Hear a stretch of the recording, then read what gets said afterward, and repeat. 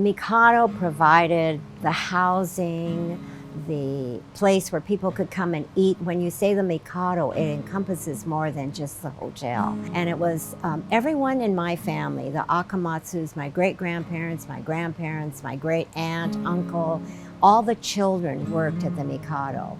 I think that's what's so special about Japantown is it was this place for people to start something of their own. And there was gonna be customers and you were going to be able to try it. People were gonna say yes. So it really gave a sort of springboard for so many brave and innovative and unique people to get their start with a totally brand new business. Well, I am Joni Kimoto, and I have a hyphen Reeves. I am now married to a wonderful man. And I'm a Japanese American, and I'm a sansei, which means a third generation Japanese American. And I am a story keeper, and I'm a storyteller. And I am Lauren Yoshiko Terry. I am now a proud fifth generation Japanese American Portlander. I am a writer, and I also care deeply about learning about Portland and telling Portland stories. This was the hub where all the immigrants would come off the ships and settle in this district. And so this became a large immigrant community. And at the beginning, there probably was like 200 families that settled here, and they lived in hotels. There weren't homes. And that's how the Mikado became such a vibrant hotel itself. And by 1940, this district had about 4,000 people. Mikado provided the housing, the place where people could come and eat. They had a restaurant. They had a bathhouse, which was frequented not only by its tenants, but also from the outside. Totally. And Lauren, people from outside of Nihon Machi, too. Yes, because it was a well-kept and a well-functioning bathhouse. But all of this disappeared when Executive Order 9066 was written. That was the order in which all of the people living in this community had to evacuate and leave. So it became almost a ghost town. Yeah, so I think technically the bathhouse steps were down here.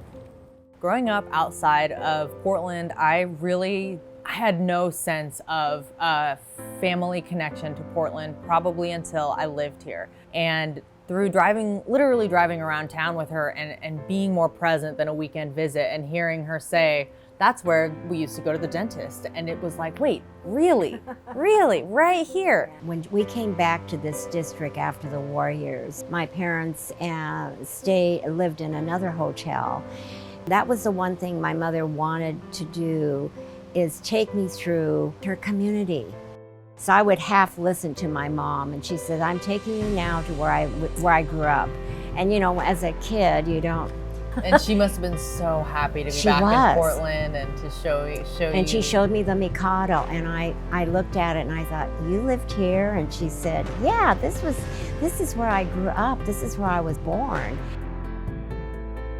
I got involved with this project because really it dovetails with my own journey. Ever since Nana started sharing these stories, I've been eager to grasp onto as many as possible. Because even learning outside the Mikado, all these stories, they intersect, and just understanding this chapter in time, it helps me understand who I am and what my history is as a Japanese American who is a mix of different cultures. Mikado Hotel and Bathhouse. From 1910 to 1936, the Mikado Hotel provided everything needed by single Japanese men coming to find work in Portland.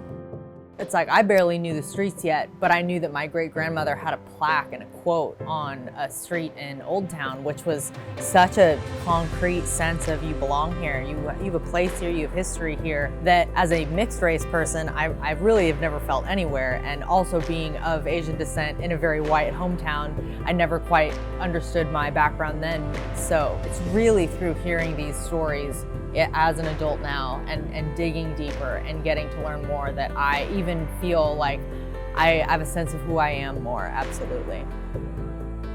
But the Mikado truly was a symbol for me. It was my connection to the past because I knew that's where my ancestors came from and I'm a descendant from them. So that's how I feel about the Mikado, even though I've never been inside the building. But despite that, people like my grandmother keep coming back. There's obviously a home here, there's something special. And so the more I learned about these stories, it actually made me fall in love with Portland more because it was a much richer context